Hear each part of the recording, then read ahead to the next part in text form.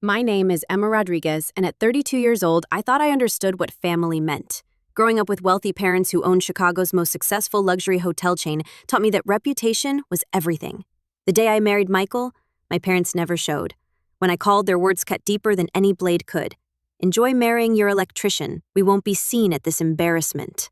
They had no idea what storm was coming. The message I sent afterward had them calling frantically within hours. Before I reveal what that message contained, let me take you back to where it all began. I grew up in what anyone would call paradise. Our family estate sprawled across 5 acres in Lincoln Park, one of Chicago's most exclusive neighborhoods. My father, Carlos Rodriguez, and my mother, Isabella, built Rodriguez Hospitality Group from a single boutique hotel into a luxury empire worth over $400 million. From the outside, we had everything money could buy. Inside those marble-clad walls was a different reality. From my earliest memories, I never felt like I measured up. My sister Carmen, 3 years younger, somehow embodied everything my parents treasured. She was naturally elegant, socially gifted, and seemed to instinctively understand the complex dance of high society networking. "Emma, why can't you carry yourself like your sister?" my mother would whisper during our lavish charity galas. "Watch how Carmen speaks to Senator Morrison. That's how you build influence." I tried desperately. In 4th grade, I brought home a report card with straight A's, proudly laying it on my father's mahogany desk in his home office. "Very good," he said without glancing up from his laptop. When Carmen brought home B's and C's that same semester, they celebrated with dinner at the French Laundry and a shopping spree on Michigan Avenue because she gave her best effort. The pattern continued relentlessly through our childhood. For my 17th birthday, I received a card with $75 inside. 4 months later, when Carmen turned 17, they surprised her with a brand new Mercedes convertible parked in our circular driveway, wrapped with an enormous silver bow. "Your sister is more social," my mother explained when she saw my expression. "She needs transportation to maintain her friendships. You prefer studying at home anyway." She wasn't wrong.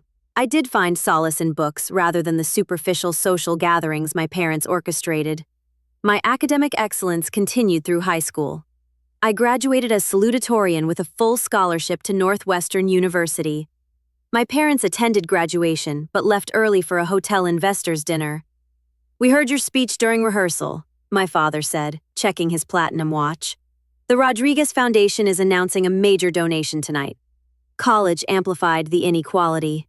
Despite our wealth, my parents insisted I take out student loans and work part-time. "It builds character," my father declared. "You need to understand money's value." Meanwhile, Carmen attended UCLA with a fully funded account that covered not just tuition and housing, but shopping sprees, spring break trips to Cabo, and a luxury apartment in Beverly Hills. I worked 25 hours weekly at the campus library while maintaining a 3.9 GPA in finance.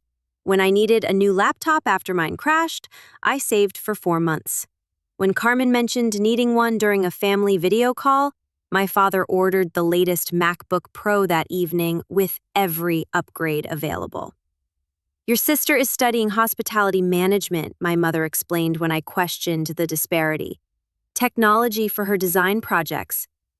By my senior year, I had accepted that nothing would ever be enough in their eyes, so I stopped trying to please them.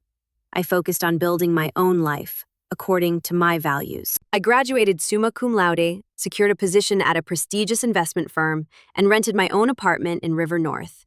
It wasn't luxurious, but it was mine.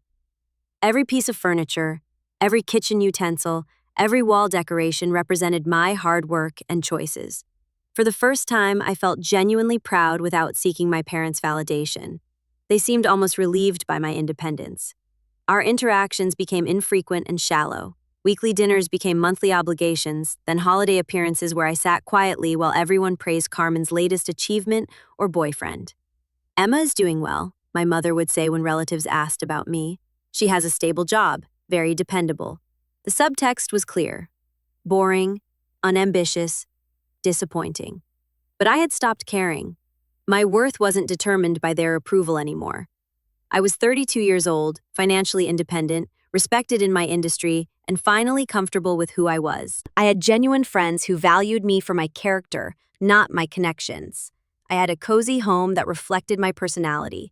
I had built a life I was proud of. Then, on a stormy Thursday in March, my apartment's electrical system failed, plunging everything into darkness and bringing Michael Chen into my world. I called the emergency electrician service in a panic, watching lightning illuminate my powerless apartment. The dispatcher promised someone would arrive within 90 minutes. Exactly 78 minutes later, there was a confident knock at my door. I opened it to find a lean man with intelligent dark eyes and a genuine smile. He wore clean work boots and jeans, with a forest green polo shirt embroidered with Chen Electric Solutions on the chest. His hand showed the calluses of honest work, and he carried a professional toolkit. "Hi, I'm Michael. Heard you're having some electrical drama." His voice was warm and steady, with a slight Midwest accent. Game despite my apartment emergency, I found myself noticing how his eyes lit up when he smiled. Michael diagnosed the problem quickly and professionally, shutting off the main breaker and getting to work. As he repaired the damaged wiring, we started talking. He wasn't what I expected from an emergency electrician. He was articulate, thoughtful, and surprisingly witty. "So, what do you do when you're not dealing with power outages?" he asked while working.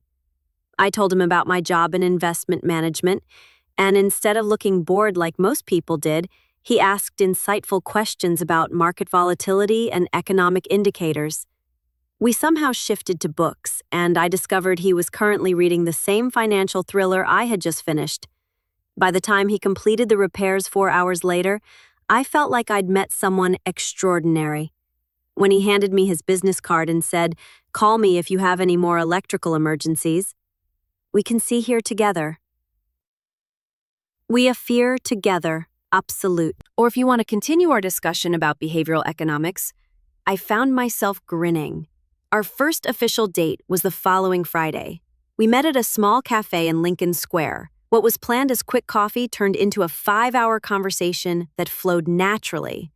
Michael was unlike anyone I'd ever dated. He was completely present, genuinely interested in my thoughts, and refreshingly authentic. Over the following months, we went on meaningful but simple dates. We explored independent bookshops, visited art galleries, took walks along Lake Michigan, and cooked meals together. I learned that Michael read voraciously, played jazz piano at an advanced level, and volunteered teaching electrical safety to inner-city youth. When Michael first came to my apartment for dinner, I noticed him examining my bookshelf with genuine curiosity. "You have incredible taste," he said, pulling out a volume on economic theory most people wouldn't recognize. Anek Hayek's insights on spontaneous order are fascinating, especially when applied to modern cryptocurrency markets. I stood frozen, wooden spoon in hand. "You've read Hayek?" Michael grinned. "Is that surprising?" It was, and it wasn't. By then, I knew Michael was intelligent and curious, but his knowledge was deeper and broader than I'd anticipated. That night, I realized I was falling in love with him. After 4 months of dating, I decided to introduce Michael to my parents. We were attending one of their mandatory family dinners, and though I was nervous, I hoped they would see what I saw in him. I was devastatingly wrong. The moment I introduced Michael as an electrician, my father's smile became rigid and artificial. My mother's eyebrows rose slightly before she composed her features. "How fascinating," she said, her voice dripping with forced courtesy. "And how exactly did you two meet?" When I explained about the power outage, my mother exchanged a meaningful look with my father that spoke volumes. Throughout dinner, they directed minimal conversation toward Michael, focusing instead on Carmen's latest successes in her hospitality career and her new boyfriend, Trevor, whose family owned a major tech consulting firm. Michael remained gracious and engaged despite their coldness. He asked thoughtful questions about my father's business and complimented my mother on the house. His calm confidence never wavered, even when my father interrupted him mid-sentence to ask Carmen about her recent promotion. In the car afterward, I apologized profusely. "I'm so sorry, Michael. They were incredibly rude." Michael took my hand. "Ragazz, you never have to apologize for other people's behavior, not even your parents." The next morning, my mother called. Emma, darling, you know we want your happiness, she began, her voice sweet with false concern. Is he but an electrician? Really? What kind of feature can he provide? What will our associates think? Mom, Michael is intelligent, kind, and hardworking. He owns his own business and he makes me happy. That's all that should matter. She sighed dramatically. You've always been stubborn. Just consider what you're doing. You could do so much better. My father was more direct when he called later that week. This is just a phase, he said dismissively. When you're ready to be serious about your future, let us know. We have several business partners with sons who would be much more appropriate. Each subsequent family gathering followed the same pattern. Michael was either ignored or subjected to subtle insults about his education and profession. My mother would pointedly discuss Trevor and his Stanford MBA. My father would talk about his golf games with Fortune 500 CEOs while looking through Michael as if he were invisible. Through it all, Michael remained unshaken. He never tried to impress them or pretend to be someone he wasn't. He simply continued to be the thoughtful, intelligent man I was falling deeper in love with every day. 7 months into our relationship, Carmen and my parents organized a weekend at our family's Lake Geneva house. Against my better judgment, I agreed to bring Michael. The weekend was a parade of microaggressions. My mother accidentally set only 5 places at a 6-person table. My father discussed investment strategies, deliberately using jargon and insider references that excluded Michael. Carmen and Trevor openly discussed which European cities had the finest shopping, with pointed remarks about the importance of being worldly. That night, as Michael and I walked along the lakeshore, I finally broke down. I'm sorry, they're so horrible. I don't know why they can't see how amazing you are. Turbulence pulled me close. They see exactly what they want to see. It has nothing to do with who I actually am. There was something in his tone that made me look up. What do you mean? Michael smiled mysteriously. I have something to show you when we get back to Chicago.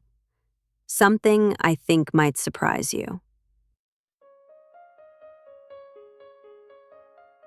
The following weekend, Michael invited me to his apartment for the first time. He lived in a well-maintained building in Wicker Park. His apartment was neat and surprisingly spacious, with floor-to-ceiling bookshelves filled with everything from classic literature to advanced engineering texts. While Michael prepared dinner in the kitchen, I wandered around examining his book collection.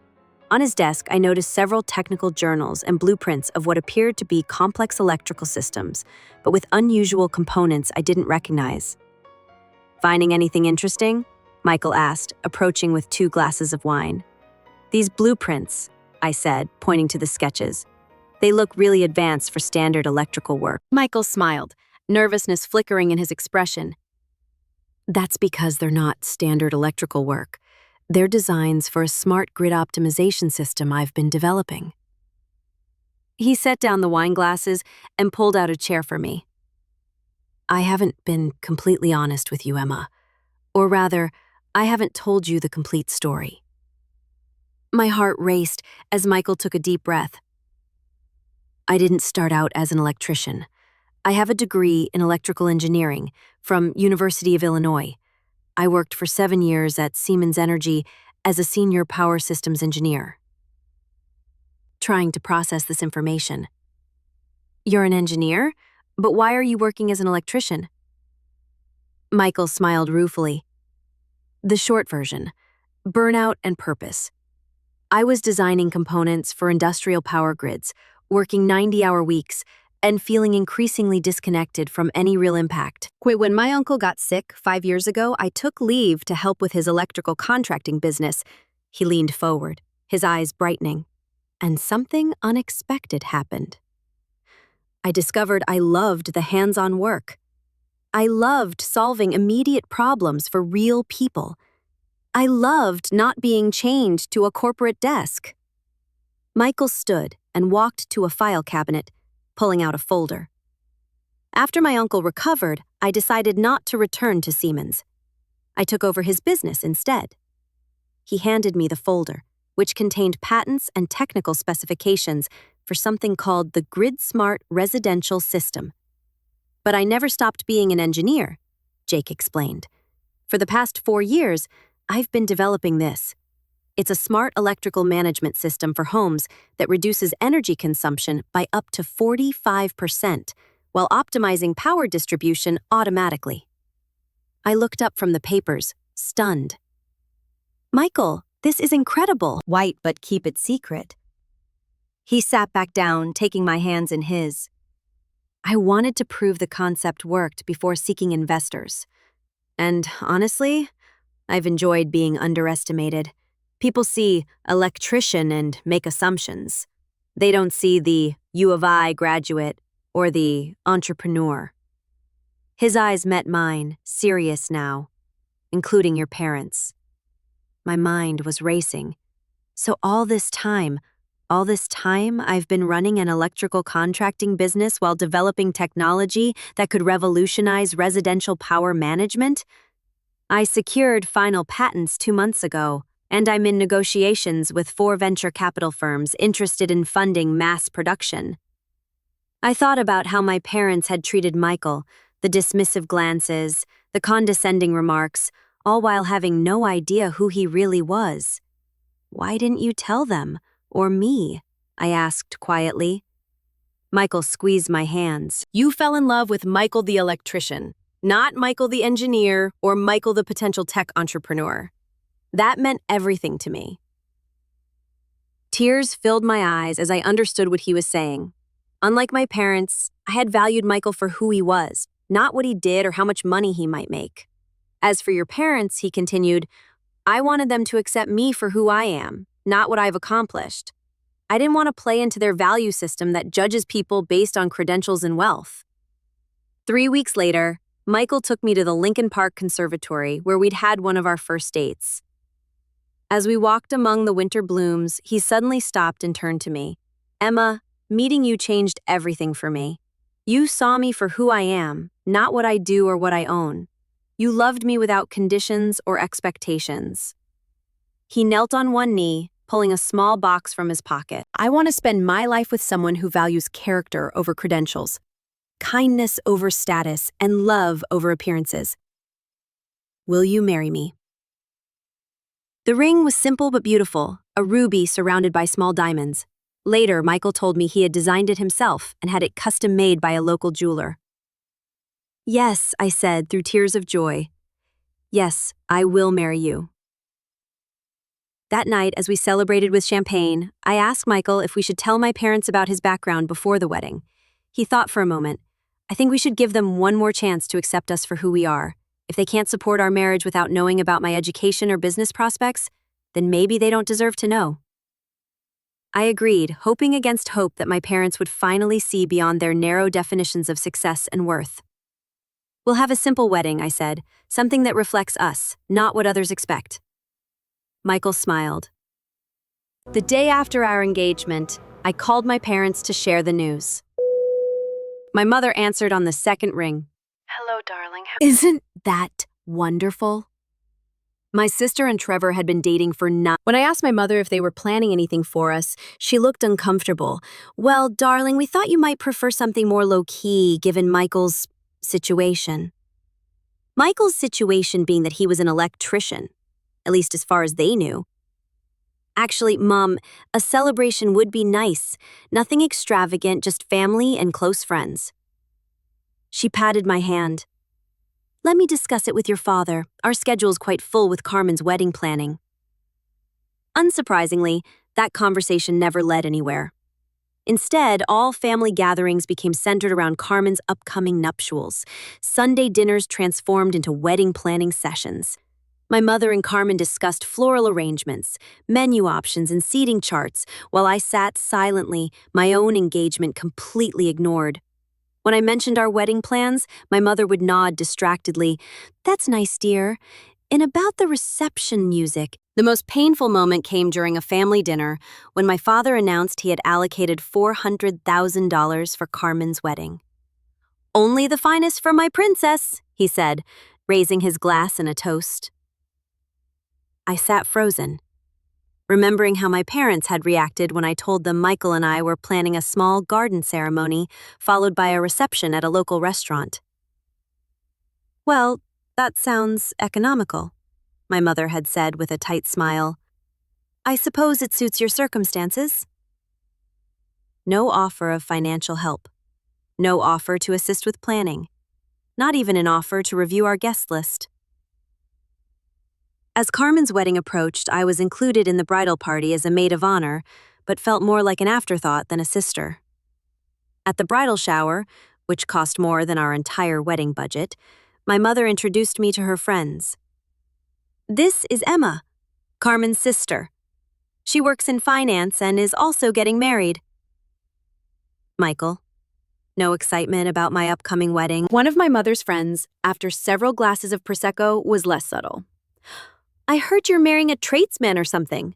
How unchannel of you. The final straw came during Carmen's wedding weekend. The rehearsal dinner was held at an exclusive restaurant overlooking Navy Pier. As family members gave toasts celebrating the couple, my father stood and raised his glass. Tomorrow, my beautiful daughter marries the man of her dreams, a man with ambition, education, and the right connections to succeed. Trevor, you are exactly the kind of son-in-law we always hoped for. His eyes briefly flicked to me and Michael before returning to the happy couple. The message couldn't have been clearer. The wedding itself was a spectacle of excess. Carmen's dress cost $30,000.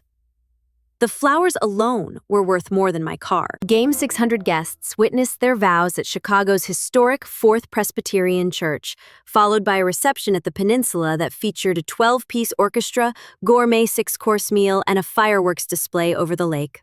Throughout it all, Michael remained gracious and supportive, even when relatives pointedly asked him about fixing broken outlets for a living or whether he had always dreamed of being an electrician. On the drive home, I finally broke down. I'm so sorry you had to endure that. They're being horrible. Michael took my hand. Emma, I don't care what they think of me. I only care that they're hurting you. We don't need their approval or their money. Our wedding will be perfect because it will be about us and our love, not about impressing people or maintaining social status. I wiped my tears and nodded. You're right. And I can't wait to marry you, whether my parents approve or not. 3 weeks later, I called my parents to formally invite them to our wedding, scheduled for the following month. My father answered, his voice distracted. Emma, I'm heading into a conference call. Can this wait? It will just take a minute, Dad. I wanted to officially invite you and Mom to our wedding. It's on Saturday, September 14th at Garfield Park Conservatory. The ceremony starts at 4. His sigh was audible. Check my calendar. Papers rustling. We have the Children's Hospital fundraising gala that evening. It's been on our calendar for months. The ceremony is at 4, Dad. The gala doesn't start until 8. You could attend both. Nitrogen. I'll discuss it with your mother and get back to you. He never did. When I called again a week later, my mother made vague excuses about scheduling conflicts and promised to try their best to attend. As our wedding day approached, I held on to a sliver of hope that they would show up, that they would finally put their love for me above their social prejudices. Despite everything, they were still my parents, and I wanted them to be part of the most important day of my life. The day before the wedding, I called one last time. Mom, I just wanted to confirm that you and Dad will be there tomorrow. Oh, Emma, she said, her voice artificially regretful. Your father has that crucial meeting with the Hong Kong investors. We really cannot miss it. I'm sure your wedding will be lovely, though. The lie was transparent. There was no meeting. They simply couldn't bear to watch their daughter marry someone they deemed beneath their social standing. I see, I said, my voice hollow. Well, if you change your minds, you know where we'll be. I hung up, a strange calm replacing the hurt. I had given them every chance, and they had made their choice. Now I would make mine. My wedding day dawned clear and beautiful. Michael and I had chosen the Garfield Park Conservatory for its natural beauty and intimate setting. We had planned everything ourselves, from the simple floral arrangements to the playlist for the reception. The conservatory's palm house was transformed with string lights, wildflowers and vintage vases, and flowing fabric draped from the iron framework. It wasn't extravagant, but it was exactly what we wanted. As my best friend, Sarah, helped me into my dress, a simple ivory gown with delicate beaded details, I tried not to think about my parents' empty seats in the front row. "You look radiant," Sarah said, adjusting my veil. "Are you okay?" I nodded, forcing a smile. "I'm marrying the love of my life today, Adders." But as the clock ticked closer to 4 o'clock, I found myself glancing repeatedly at my phone, hoping for a message saying they were on their way. Nothing came. Nothing couldn't help myself. I called my mother's cell phone. It rang several times before she answered. "Emma, what is it?" "Mom, the ceremony starts in 15 minutes. Are you and Dad coming?" There was a pause, then my mother's voice, cold and detached. "Emma, we've been through this. Your father and I have other commitments today." But it's my wedding deadening to spill. And it was your choice to marry him." Her voice dripped with disdain. "Enjoy marrying your electrician. We won't be seen at this embarrassment." The call ended abruptly. I stared at the phone in my hand, her words echoing in my head. Not just disappointment or disapproval, but active embarrassment. As if my choice of husband reflected poorly on them. As if love were less important than social standing. I sat down heavily on a chair, tears now flowing freely. Sarah rushed to my side. "They're not coming," I managed between sobs. "They're too embarrassed to see me marry an electrician." Sarah hugged me tightly. "Then they don't deserve to be here. Today is about you and Michael, not about them." There was a gentle knock at the door, and Michael's voice called, "Emma? Is everything okay?" Traditionally, the groom shouldn't see the bride before the ceremony. But at that moment, I needed him more than I needed tradition. "Come in," I called. Michael entered, looking handsome in his charcoal suit. When he saw my tears, he was immediately at my side, kneeling before me. What happened? Through tears, I explained my parents' final rejection. Michael listened, his expression moving from concern to anger to resolve. "Emma, look at me," he said gently, taking my hands in his. "Your parents have made their choice, and it's their loss. They will miss seeing their amazing daughter marry someone who loves her completely. They will miss the beginning of our life together. And someday, they will regret it." He wiped a tear from my cheek. "But today isn't about them. It's about us, about the life we're choosing to build together. So the question is, do you still want to marry me today? With or without your parents' blessing?" Looking into his eyes, I found my answer. Yes, more than anything. Michael smiled. "Then let's not give them the power to ruin our day." He was right. I had spent too many years seeking my parents' approval, measuring my worth by their standards. Today marked a beginning of a new chapter, one where I defined success and happiness on my own terms. I dabbed at my eyes and stood up. "Sarah, can you help fix my makeup? I have a wedding to get to." As I prepared to walk down the aisle, my Uncle Roberto, my father's brother and the only family member who had always treated me with unconditional love, approached me. "Your father called me," he said quietly, "told me they weren't coming, and asked if I would check on you." I braced myself for more disappointment, but Uncle Roberto surprised me. "Alec told him he was making the biggest mistake of his life," he continued. "And then I asked if you'd do me the honor of letting me walk you down the aisle." Fresh tears, but this time of gratitude, filled my eyes. "I would love that, Uncle Roberto." "Your Michael is a good man," he said as he offered his arm. "Anyone who takes the time to know him can see that." The ceremony was everything I had hoped for. Michael's eyes when he saw me walking down the aisle, the personal vows we had written, the intimate gathering of friends who truly cared about us, all combined to create a moment of perfect joy. During the reception, I found myself actually grateful for my parents' absence. There was no tension, no awkward conversations, no subtle disapproval casting a shadow over our celebration. Instead, there was laughter, dancing, heartfelt toasts, and genuine warmth.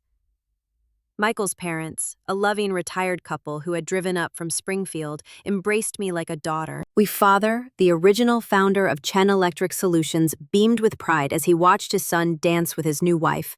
"He's never been happier than he is with you," Mrs. Chen told me as we shared a quiet moment. That's all any parent should want for their child.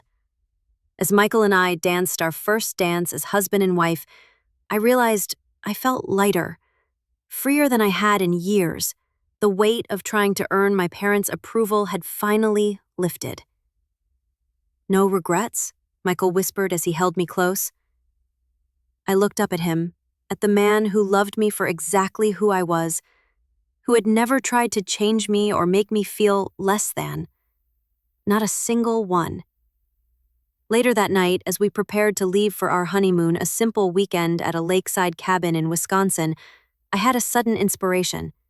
Taking out my phone, I found a photo that had been taken earlier of Michael speaking with some of his university colleagues who had attended the wedding. Alec in the background was a banner congratulating Michael Chen, CEO of Grid Smart Technologies. Without hesitation, I sent the photo to both my parents with a simple message. "Thought you might like to see a picture from the wedding you missed." Then I turned off my phone, took my husband's hand, and walked toward our future. Our honeymoon was simple but perfect. The cabin Michael had rented sat on the shores of Lake Delton, surrounded by oak trees and wildlife. We spent our days hiking, reading on the porch, and swimming in the clear lake water. Our evenings were filled with home-cooked meals, card games, and conversation that flowed effortlessly from serious to silly and back again. It was on the third day of our honeymoon that Michael received the call.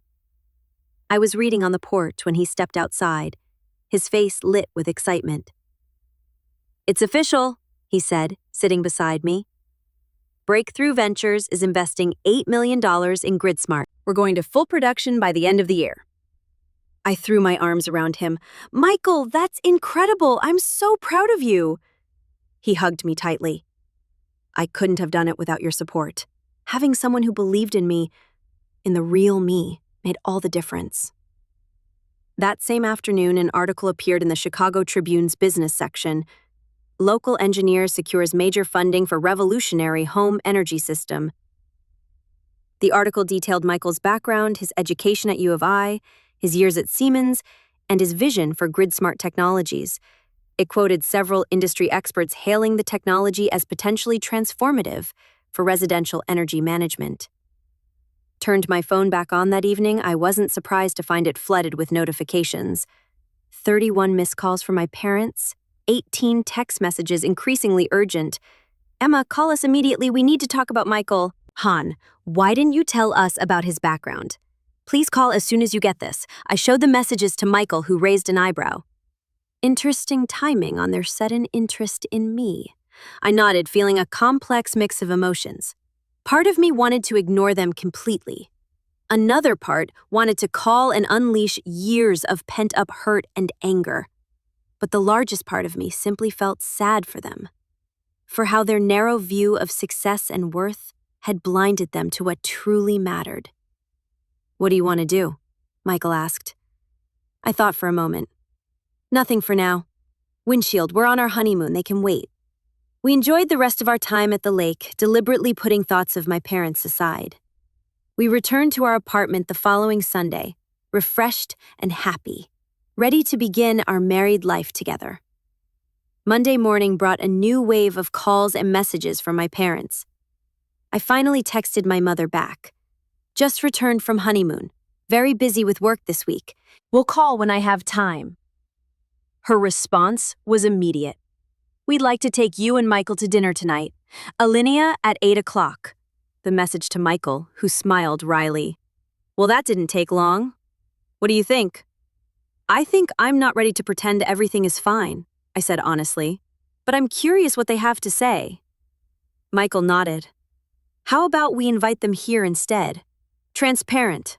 We agreed to have my parents over to our apartment that evening. I spent the day alternating between work and anxiety, unsure how to feel about this sudden change in their attitude. At precisely 7 o'clock, the doorbell rang. My parents stood in the hallway, my mother clutching a large gift bag, my father holding a bottle of expensive champagne. They looked immaculate as always, but there was an unfamiliar nervousness in their posture. "Emma, darling," my mother said, moving to embrace me. I accepted the hug stiffly, then stepped back to stand beside Michael. "Please come in," I said formally, as if they were business associates rather than family. They entered our apartment, eyes darting around, taking in our modest but comfortable home. My mother handed me the gift bag, a belated wedding present, she said with a bright smile that didn't reach her eyes. Condemnation about missing the ceremony. I set the bag aside without opening it. "Would you like something to drink?" The awkward small talk continued through drinks in our living room. My parents commented on the weather, asked about our honeymoon in vague terms, and studiously avoided any mention of the wedding they had missed or the reason for their sudden desire to see us. Finally, my father cleared his throat. "Michael, we owe you an apology. We made assumptions about you that were clearly incorrect." Michael nodded but said nothing, his expression neutral. "Queen, if we had known about your university background and your company," my mother added, "we would have—" "You would have what?" I interrupted, unable to contain myself any longer. "Treated him with basic respect? Attended our wedding, not been embarrassed to have him as a son-in-law?" My mother had the grace to look uncomfortable. "Emma, we made a mistake. We're trying to make amends." "Are you?" I asked, "because it sounds like you're not sorry for how you treated Michael. You're sorry you misjudged his economic potential. Those are very different things." My father straightened his tie, falling back on his business demeanor. "Regardless, we'd like to move forward positively. In fact, I've been thinking that Rodriguez Hospitality could benefit from GridSmart's technology in our new sustainable hotel project. Perhaps we could discuss a partnership." Michael, who had been quiet until now, finally spoke. "That's an interesting proposal, Carlos. But I should mention that GridSmart just signed an exclusive contract with Marriott International for our hotel optimization systems." My father's face went pale. Marriott was Rodriguez Hospitality's biggest competitor in the luxury market. The contract represented potentially hundreds of millions in energy savings across their hotel portfolio. "That's unexpected," my father managed. "I wasn't aware your company had expanded into hospitality applications." Michael smiled mildly. "We're primarily focused on residential systems, but our investors saw an opportunity to showcase our technology in commercial applications. Marriott was perfect for that purpose." Between Michael and my father, clearly trying to assess the business implications. "Well, perhaps that's even more reason for our families to work together," she suggested smoothly. I had heard enough. "Is that why you're here? Because you think Michael can now benefit your business?" "Of course not," my mother protested. "We're here because you're our daughter and we missed your wedding and we want to make things right." "You missed our wedding because you chose to miss it," I said quietly. "You were embarrassed by my choice of husband based solely on his occupation. You made me feel like I wasn't worthy of the same love and support you gave Carmen. And now that you've discovered Michael has credentials and success that you respect, suddenly you want to make things right." My father shifted uncomfortably. "And family are complicated. Sometimes they overlap in ways that aren't easy to navigate." "No, Dad. This isn't complicated. This is actually very simple. You and Mom value status, money, and appearances over character, happiness, and love. You always have. I just finally stopped expecting anything different." My mother's eyes filled with tears. Whether genuine or strategic, I couldn't tell. "Emma, please. We made a terrible mistake. We want to be part of your lives." Michael reached for my hand, a silent show of support. I squeezed his fingers, drawing strength from his presence. "I think," I said carefully, "that we all need some time. Michael and I are starting our life together. We're building something based on mutual respect, honesty, and unconditional support. If you want to be part of that life, You'll need to demonstrate that you understand and share those values." My parents exchanged glances, clearly not having expected this response. "What does that mean exactly?" my father asked. "It means this isn't a business negotiation," Michael said quietly. "It means you can't fix this with expensive gifts or strategic partnerships. It means you need to earn back Emma's trust by showing genuine change." My parents left shortly afterwards, subdued and uncertain. As I closed the door behind them, I felt a curious mixture of sadness and strength. "Are you okay?" Michael asked, pulling me into a hug. I nodded against his chest. "I think so. For the first time, I feel like I stood up for myself with them without needing their approval afterward." Michael kissed the top of my head. "I'm proud of you. And whatever you decide about your relationship with them going forward, I'll support you." That night, lying in bed, I realized something important. My parents' rejection had always felt like a judgment of my worth. But now, I understood their behavior reflected their limitations, not mine. I could choose to keep giving them the power to hurt me, or I could choose to define my own value based on the life I was building and the love I both gave and received. The choice finally was clear. In the months that followed, I maintained limited contact with my parents. Our interactions were civil but distant, like acquaintances rather than family. I stopped expecting them to change overnight and instead focused on healing my own wounds. With Michael's encouragement and my closest friend's support, I started seeing a therapist to work through years of conditional love and emotional neglect. Dr. Martinez helped me understand that my parents' inability to love unconditionally wasn't because I was unworthy, but because of their own limitations and the values they had been raised with. "You can love your parents," she told me during one session, "without allowing their judgment to determine your self-worth." Those words became a mantra as I worked to build healthier boundaries and expectations. Meanwhile, Michael's company flourished. GridSmart Technologies launched their first production line of home energy management systems, which quickly gained attention for their effectiveness and ease of installation. The Marriott partnership became a showcase for sustainable hospitality, featuring GridSmart technology throughout their newest properties. My own career advanced as well. I was promoted to senior portfolio manager, leading a team of analysts and working with clients to develop sustainable investment strategies. Michael and I bought our first home, a charming bungalow in Oak Park with enough space for the family we hoped to start. 8 months after our wedding, we received unexpected news. My sister Carmen called late one night, her voice shaking with barely contained tears. "Emma, I need your help. Trevor and I are getting divorced." I sat up in bed, immediately concerned, despite our complicated relationship. "What happened?" "He's been arrested for securities fraud. Apparently, he's been running an elaborate investment scam through his consulting firm. The FBI raided our apartment yesterday." My mind raced. Han had been my parents' ideal son-in-law, the perfect addition to their social circle, the man with the right credentials and connections. "Are you okay? Do you need a place to stay?"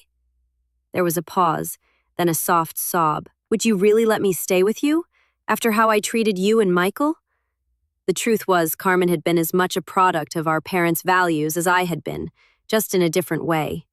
While I had been made to feel inadequate, she had been raised to believe her worth came from social status and material success. "Of course," I said. "That's what family does." Carmen moved into our guest room the next day, bringing only 3 suitcases of personal belongings. Everything else had been seized as part of the investigation. My parents' reaction to the scandal was swift and harsh. They distanced themselves publicly from Trevor and pressured Carmen to complete the divorce quickly to minimize social embarrassment. What they hadn't anticipated was that Trevor had involved Rodriguez Hospitality in several of his fraudulent schemes. As the investigation expanded, my parents found themselves facing difficult questions about their business practices and financial relationships. "I never knew," Carmen confessed one evening as we sat in our kitchen. "Trevor handled all our finances, signed whatever he put in front of me." "It's not your fault," Michael assured her. "Con artists are good at what they do precisely because they seem trustworthy." While Yori's with us, Carmen saw a different kind of relationship than what she had experienced with Trevor or observed between our parents. She watched as Michael and I made decisions together, supported each other's careers, and built a partnership based on mutual respect rather than social advantage.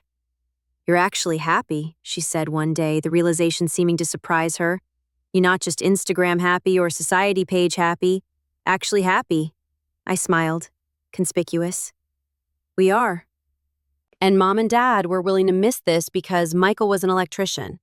They missed it because they couldn't see beyond their own narrow definition of success, I corrected gently.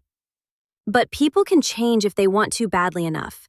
As Carmen rebuilt her life, finding a job in marketing and eventually her own apartment, my parents faced their own reckoning. The scandal involving Trevor had damaged their reputation in Chicago society. Several business associates distanced themselves, and they were forced to sell their Lincoln Park estate to cover legal settlements. A year after our wedding, my father called and asked if he and my mother could visit.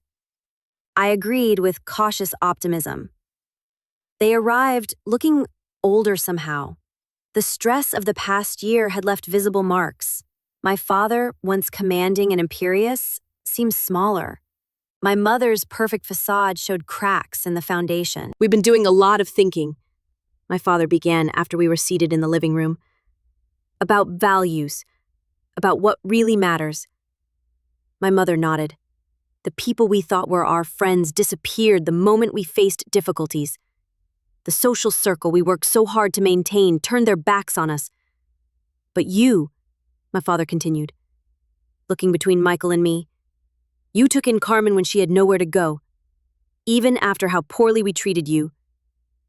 That's what family does." I repeated the words I'd said to Carmen. "We're learning that," my mother said quietly, "the hard way."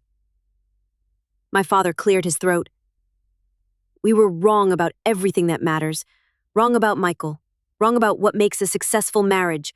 Wrong about what makes a successful life. We don't expect forgiveness," my mother added. "We just want a chance to do better, to be the parents you deserved all along."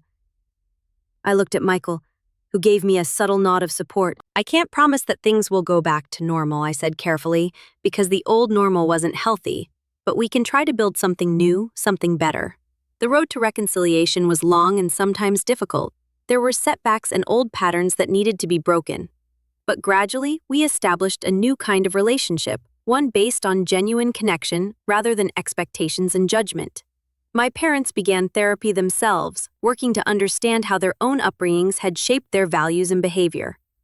They developed a genuine appreciation for Michael, not just for his business success, but for his character and the way he loved me. 2 years after our wedding, when Michael and I announced we were expecting our first child, my parents' joy was unforced and uncomplicated. "Commentarious, we want to be grandparents who accept and love unconditionally," my mother said, tears in her eyes, "the kind of grandparents we should have been as parents." As I look back on our journey, I realized that what seemed like the worst rejection actually set me free. It forced me to define success and happiness on my own terms, to build relationships based on authentic connection rather than social advantage. Michael and I established a scholarship fund at University of Illinois for students from working-class backgrounds who want to pursue engineering degrees. We named it after Michael's uncle, who had taught his nephew that honest work of any kind has dignity and value. My parents, in their own way, found a new purpose. They downsized their business to focus on affordable housing initiatives, working to create homes for families regardless of social status or income level. Carmen found her own path as well, starting a nonprofit that helps women recover financially after leaving fraudulent or abusive relationships. As for me, I finally understood that my worth was never determined by my parents' approval or by social status. It was always there, waiting for me to recognize and claim it for myself. If you've ever felt judged for your choices or measured against someone else's standards, remember this. Sometimes the people who judge you most harshly are the ones who understand you least. Live your life according to your own values, not someone else's expectations. True happiness comes from being authentic, not from seeking external validation. Have you ever had to stand up for your choices against family pressure? How did you handle it? Share your thoughts in the comments below.